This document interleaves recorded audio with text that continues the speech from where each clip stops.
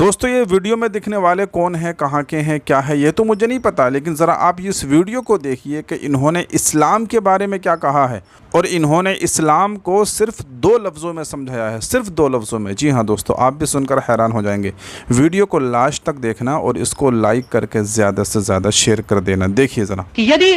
مجھے کہا جائے کہ اسلام کو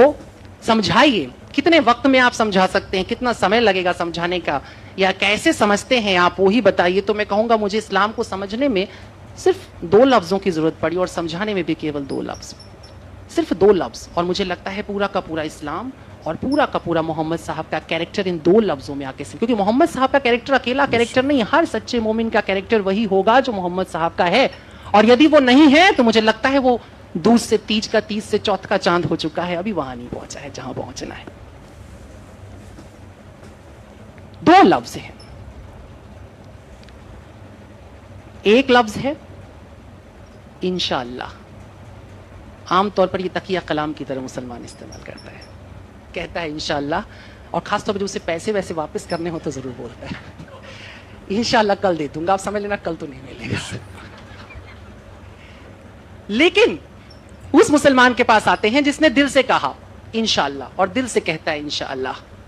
انشاءاللہ کے معنی اگر ایشور نے چاہا تو، وہ صرف پیسے کے معاملے میں نہیں کہے گا، اس کے سب سے عزیز کی اگر سانسیں اکھڑ رہی ہوں گی تو بھی وہ یہی کہے گا انشاءاللہ دوائیاں کام کر جائیں گی۔ یہ بات کو بڑے سامانے سے لفظ میں پیغمبر صاحب نے کہا انشاءاللہ میں نہیں کر سکتا ہوں، یدی ایشور نے چاہا تو کر گزروں گا، کچھ بھی کر گزروں گا، دریا کھود دوں گا، میں پہاڑ توڑ دوں گا، میں چاند کو 2 ٹکڑے کر دوں گا، انشاءاللہ۔